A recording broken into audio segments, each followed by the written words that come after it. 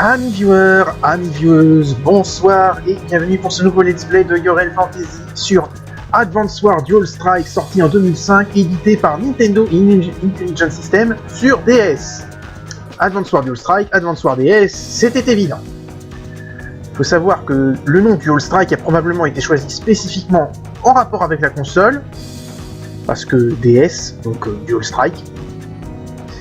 Et puis, à noter quand même qu'on a gardé Advance dans le nom, parce que la série des Wars en fait date d'un petit peu avant l'époque de la GBA, mais les plus connues ce sont les versions GBA, qui s'appelaient, et du coup quand Nintendo a décidé de sortir une suite sur la DS, ils ont gardé le nom Advance Wars pour que les joueurs s'y retrouvent.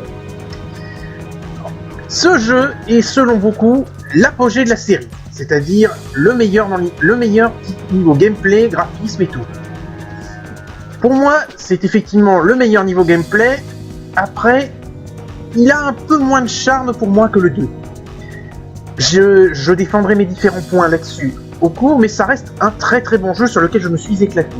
C'est juste que par rapport à Advance Wars 2, je trouve que les additions, si elles sont bonnes, ne sont pas aussi exceptionnelles que ça. Il y a des trucs qu'ils ont retirés par contre qui me manquent beaucoup. Il y a aussi quelques changements au niveau graphique. Bon, comme nous sommes sur DS, vous avez pu le constater que j'ai mis l'écran du haut à gauche et l'écran du bas à droite. Puisque je ne peux pas retranscrire ça, ça serait un peu trop petit. Et j'ai comblé un peu ce qui restait avec un artwork, qui sera peut-être l'artwork qu'on verra sur les miniatures. Et j'ai placé mon logo quelque part, parce que mon logo, je l'aime bien, et j'aimerais bien le placer de temps en temps. Bref. Ceci est le menu, donc vous voyez campagne, champ de bataille, mode VS, défi, action. Et dépôt, historique, communication et atelier. Pour ce let's play, je ne vous ferai que la campagne. Nous allons donc commencer. Plusieurs mois se sont écoulés depuis la guerre de Macroland. Grâce à Andy, Nell et les autres, les forces de Black Hole ont été anéanties et tout le monde pensait pouvoir retrouver une paix durable. Mais évidemment, le scénario reste hyper simple pour Advance Wars, c'est pas compliqué, vous êtes les gentils, l'armée de Black Hole c'est les méchants, ils envahissent. Ça reste un petit peu le même.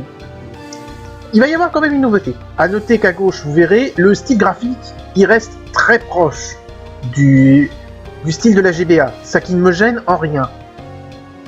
Par contre, le style artistique quand même, je trouve qu'il y a quelques petits trucs qui me gênent un petit peu. Disons que sur GBA, il y a des trucs qui passaient parce que c'était sur GBA, mais sur DS, il y a quelques fois le style ne me plaît pas trop.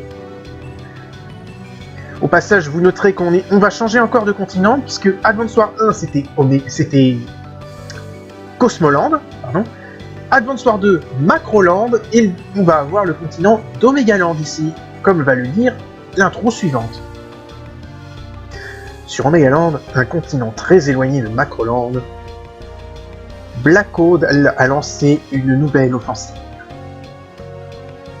Comment que la Black Hole a pu reconstruire son armée en si peu de temps, alors qu'elle a été vaincue et son chef Sturm évincé? Qui se cache derrière ces nouveaux troubles? Et voilà, donc, nouveau continent, nouvelle fois encore l'armée de Black Hole qui envahit, mais pour foutre la merde sur un autre continent. D'ailleurs, comment il marche cette planète, puisqu'il y a 3 continents différents et 4 nations différentes avec chacun des territoires différents. Bref.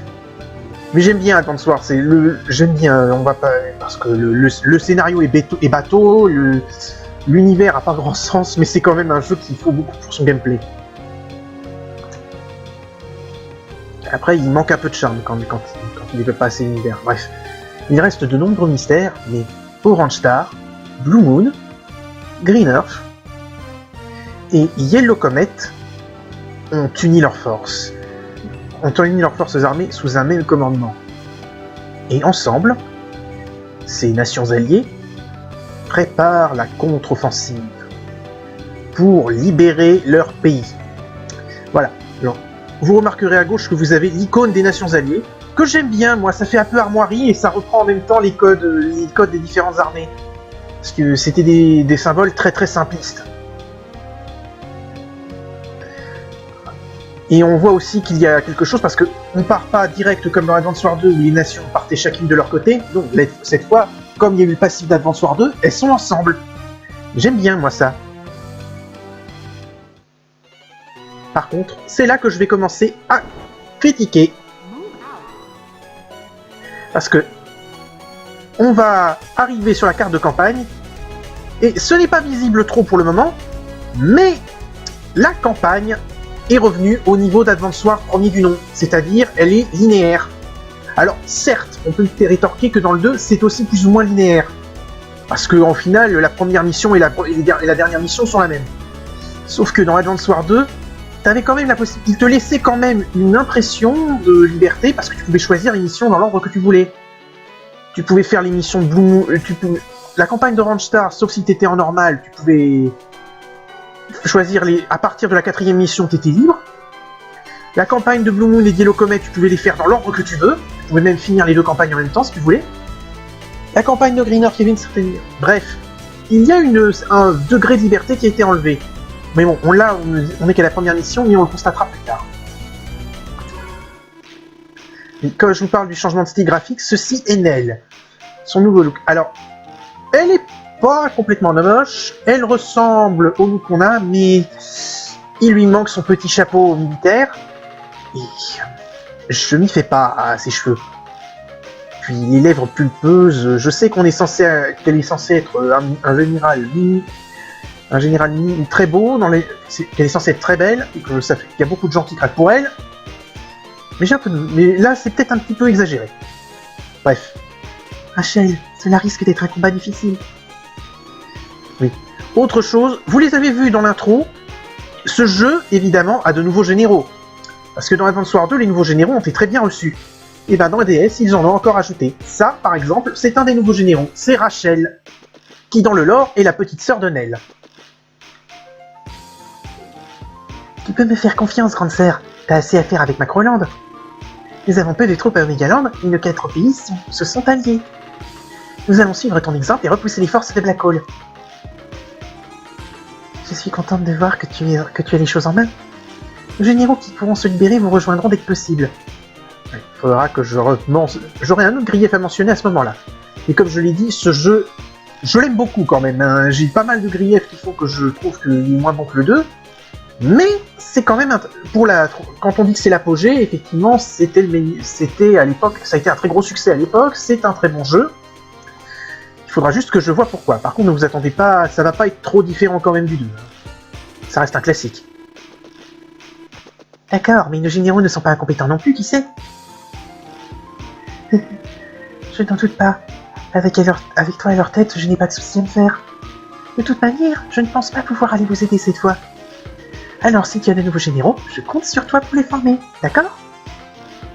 Compris, je te décevrai pas. Sur ce, je dois te quitter. Au fait, en présence des généraux, évite grande sœur, d'accord? Ah, je vois. Tu veux pas te faire trop vieille, hein? Oh, me raconte pas n'importe quoi. Il me semble que dans Advance Wars 2, il faudrait que je revérifie sur la VOD, mais il y a un moment où Kat la traite de vieille bique, et qu'elle le prend très mal, Nell, donc effectivement. Bien, commandant Nell, vous pouvez compter, vous reposez sur moi. Terminé. Bon, oui, je ne vais pas vous faire le clic quand même, c'est le bruit de la radio qu'on raccroche. Et voilà l'autre personnage introduit dans Advance Wars Dual Strike, chez Orange Star, et qui va être le protagoniste principal de ce jeu, Jake. Alors, vous êtes la sœur du commandant Nell? Oui, nous sommes engagés à peu près en même temps. Et le commandant Nell est bien plus intelligente que moi, et elle a reçu promotion sur promotion. En plus, elle a de la chance. C'est carrément son pouvoir de général.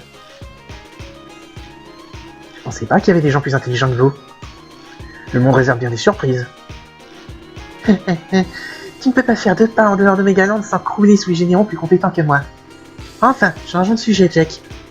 Comme tu le sais, Megaland fait face à un terrible danger. Macroland a ses propres problèmes et ne peut pas nous aider pour le moment. Nous ne sommes pas sûrs de la situation des généraux des autres pays non plus.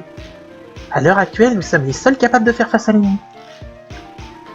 C'est vrai que la situation est délicate. Ça n'a pas l'air de t'affoler. Tu n'es pas nerveux? Si, je suis inquiet, mais combattre avec vous, commandant, ça me donne du courage. Ne crois pas que tout repose sur moi. Tu as ta part à jouer, tu sais. Bon, avant de se lancer dans la bataille, je recommande un petit entraînement. Je te préviens, je ne vais pas faire semblant. Compris, je serai attentif. Oui. Parce que comme d'habitude, les jeux Advance War, alors mission prendre 1, je le loue. Dans les jeux Advance War, on part du principe que vous n'avez pas forcément joué aux premiers épisodes et on vous fait la mission de tuto pour vous apprendre à jouer.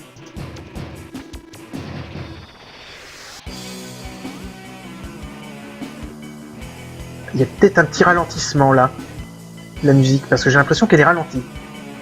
C'est le thème de Jake qu'on entend, puisque c'est lui qu'on va jouer. Au passage, notre adversaire sera Rachel, et ses troupes sont en bleu. J'aurais un truc à dire là-dessus, mais je ne vais pas le faire maintenant, puisque c'est la mission tutoriel, et que ça n'est pas vraiment visible. Jake, tes troupes sont les unités rouges sur la carte. Les unités bleues sont les miennes. Je les ai empruntées à Blue Moon pour l'occasion. Ouais, sauf que ce sont des sprites d'Orange Star recolorés en bleu, ça. Mais bon, ça j'y reviendrai dessus à un autre moment. Je suis désolé, j'ai l'impression que l'émulateur ralentit un peu là, donc la musique j'ai l'impression qu'elle est un petit peu...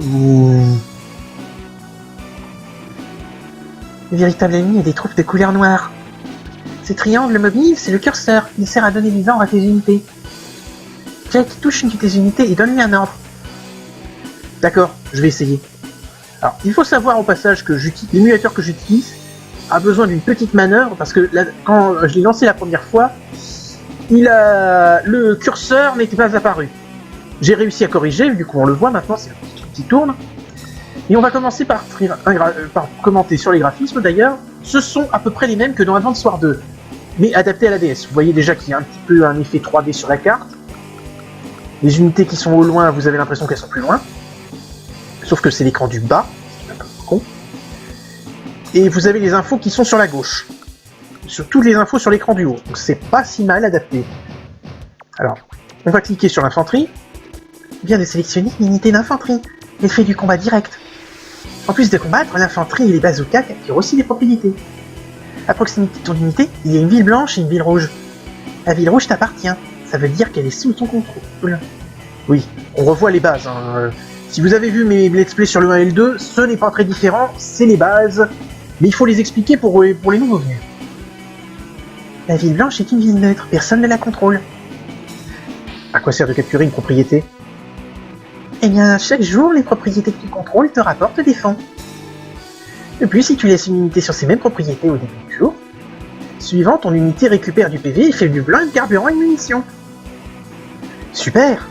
Ça veut dire que prendre les propriétés tenues par l'ennemi est vital. Exact! Capturer en priorité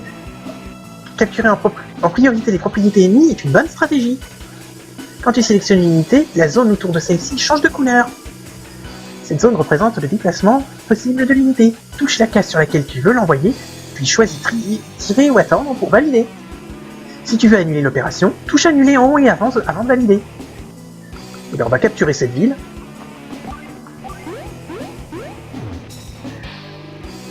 Je vois que tu as lancé une capture. Jette un œil sur la fenêtre noire en bas. C'est la fenêtre d'info. Le nombre qui clignote indique où en est la capture. Quand ce nombre atteint 0, la propriété est capturée. Une unité en pleine forme avec 10 PV diminue ce nombre de 10 par capture. Comme les propriétés de toute une valeur de 20, il faut minimum 2 jours. Attention de ne pas déplacer l'unité pendant qu'elle capture. Si tu la déplaces avant qu'elle n'ait fini, le nombre remonte à son maximum. Même chose si l'unité se fait détruire, alors protège-la bien. Ah oui, tu vois les 3 étoiles dans la fenêtre d'info ? C'est la valeur défensive du terrain. Plus il y a d'étoiles, plus le terrain améliore la défense de l'unité qui s'y trouve. Le maximum c'est 4, alors 3 étoiles c'est bien. C'est même très bien. J'ai vraiment l'impression que la musique a ralenti, je sais pas pourquoi. Ça doit être... L'émulateur ne supporte peut-être pas le fait d'être en même temps que OBS Tour. Je verrai si je peux pas corriger ça dans les vidéos suivantes, mais je ne suis pas sûr. Tu viens de sélectionner une unité de combat direct, le tank. Mes unités favorites, personnellement. Non mais c'est parce que je suis un gros bourrin, moi, et un gros bourrin adepte de la Blitzkrieg. Vous me balancez des chars et des avions, et tout ça, ça marche pas, en face. Elle doit donc être en contact d'une unité ennemie pour l'attaquer. Les tanks ont une bonne mobilité et une bonne puissance de feu. Je pense que tu feras souvent usage. C'est vrai. Bon, on va le mettre en forêt. c'est pas la flèche de chemin, par contre, elle est pas évidente à voir, je trouve. Il y a aussi... Je m'en rends pas compte, mais j'ai l'impression quand même qu'il y a l'écran de la DS un peu mal avec à afficher ce qu'il y a. On dirait que je le trouve un petit peu plus dégueulasse. Alors peut-être que c'est qu'une impression. Mais bon, ça reste... c'est peut-être qu'une impression, et puis je reconnais quand même très bien les graphismes du 2. Donc, allez, c'est parti.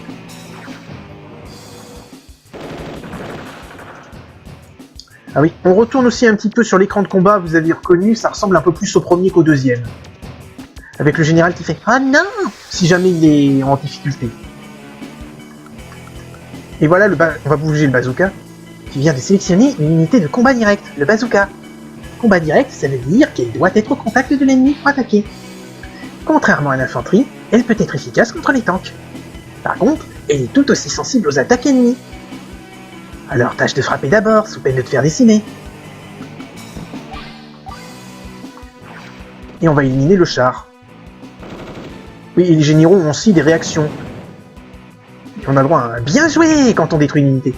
Quand tu as donné des ordres à toutes tes unités, touche l'icône de menu en haut. Elle permet d'ouvrir le menu de carte.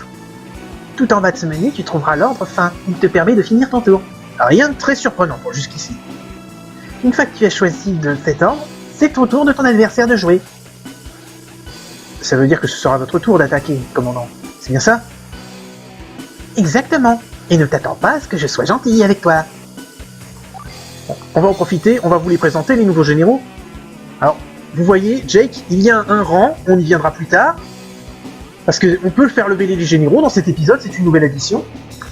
Avec laquelle j'ai quelques petits trucs, mais bon... J'explique, il faudra que je vienne pour expliquer. Donc, Jake, un jeune général de Range Star qui combat pour libérer sa terre natale, tankiste très compétent, aime la nature, les véhicules, déteste Black Hole, très fort dans les déploiements en plaine, augmente l'attaque de toutes les unités qui combattent en plaine. Ce que ça veut dire, c'est qu'il a un bonus offensif quand ces unités sont sur une plaine. Alors les talents affectés, il faudra que j'y vienne quand je parlerai du leveling. Son pouvoir, offensive, augmente l'attaque de tous les véhicules en plaine et augmente de 1 la portée des unités de tir indirect, en plaine. Et hyper combat augmente l'attaque des véhicules en plaine. Leur déplacement est amélioré de 2 et la portée améliorée de 1 pour les tirs à distance. Pratiquement, le combat en plaine, c'est la spécialité de Jake. Et c'est aussi une nouveauté parce que, si vous vous rappelez, c'était des nouveautés plus générales sur les unités. Bonus offensif de temps, bonus de portée pour les unités indirectes, etc. Là, c'est un bonus basé sur le terrain, ce qui n'était pas dans Advance War 2. Et c'est pas une si mauvaise idée, je trouve. Et on voit exactement ces unités. Au passage, vous renoterez, il y a la case en haut à gauche. Enfin, sur l'écran du haut, vous voyez une case relais avec une étoile pour Jess et 2 étoiles pour Rachel. Ça, j'y viendrai plus tard. Parce qu'il y a une nouveauté introduite dans Dual Strike, mais on ne la voit pas tout de suite. Et maintenant, présentation de Rachel. Le commandant en chef des Nations Alliées, elle suit la voie de Nell, sa sœur Amy. Elle est toujours pleine d'entrain. Elle, Nell, Omega Land, les gens qui positivent. Déteste Black Hole, les gens irresponsables. Rachel a beaucoup de subordonnés motivés, et grâce à eux, les propriétés soignent un PV supplémentaire. Ce qui est pas mal. On étalons donc. Son pouvoir est bonne étoile, c'est le même pouvoir que Nell, le pouvoir de Nell, je ne sais pas, peut-être qu'ils ont renommé celui de Nell. Elle frappe parfois plus fort que prévu, et sera la première à vous dire qu'elle est chanceuse. Et 2 étoiles, pilonnage, lance 3 missiles de croisière depuis le QG de Range Star à Omega Land. Autrement, vous vous rappelez des silos à missiles introduits dans Advance War 2? C'est ça que ça veut dire. Et c'est toujours la plus grosse concentration d'ennemis qui est choisie. Ce sont donc Nell et Jake et Rachel vont être vos 2 principaux généraux dans ce jeu. Alors, renseignement, on reconnaît l'anglais renseignement qui n'a pas beaucoup changé. Il n'a même pas changé. Et on va finir notre tour pour voir ce que fait Rachel. Quand on entend le thème là, elle capture une ville.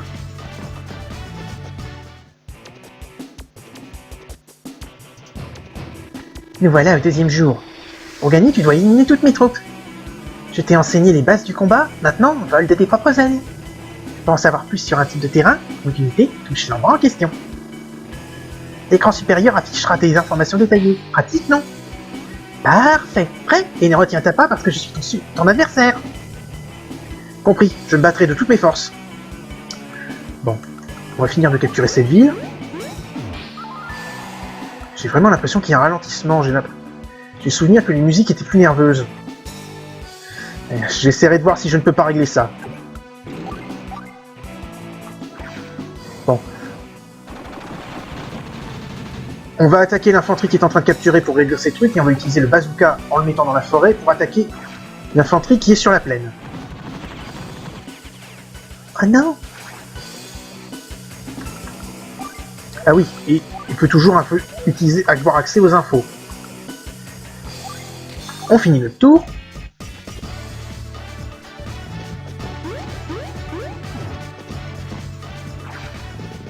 Mais qu'est-ce qu'elle fait? Le suicide, c'est une tactique. Bon. C'est plutôt simple. C'est plutôt simple comme première mission, comme vous vous en doutez. Tu m'as eu, joli travail. Tu es jeune, mais ta promotion au rang de général n'est pas usurpée. Tu as l'instinct. C'est vrai? Votre opinion compte énormément pour moi, chef. Tu as du talent, Jake. Je vais faire de toi un général de premier ordre. De difficiles combats nous attendent, mais tu seras à la hauteur. Merci, je ne vous décevrai pas. Écran de victoire, avec notre rang, qui va forcément être un rang S. Parce que 300 points, on a fait une... Faut pas déconner quand même. Et voilà! Vous remarquerez que les points gagnés dans cette bataille servent dans une barre d'expérience pour le général. Vous pouvez donc leveler vos généraux selon différents niveaux. Je combats pour une cause juste. Et vous gagnez aussi des points qui serviront pour la boutique quand vous y ferez les tours. Et il y a même, ce que je trouve simple bien, c'est qu'il y a un écran de score. Vous voyez donc vous pouvez voir ce que vous avez fait.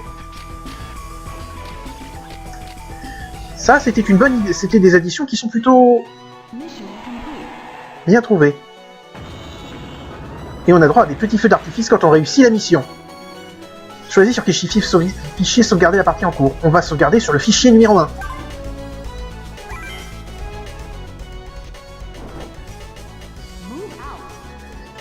Bon.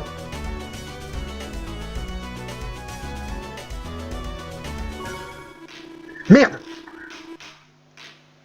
Je ne voulais pas faire ça. Bon, écoutez, j'ai merdé, donc on se reverra au prochain épisode, quand on commencera directement sur cette bataille. Je voulais vérifier un truc, mais bon, j'ai merdé. En attendant, je suis ravi de commencer ce let's play, et j'espère qu'il vous plaira autant que ce jeu m'avait plu. Même si, comme je l'ai dit, je trouve que le 2 était meilleur. Après, je reconnais, c'est un très bon jeu. Mais je vous donne rendez-vous au prochain épisode où on entamera la deuxième mission du jeu, où on va commencer à affronter Black Hole et on va découvrir un des nouveaux généraux ennemis. En attendant, salut à tous et à la prochaine.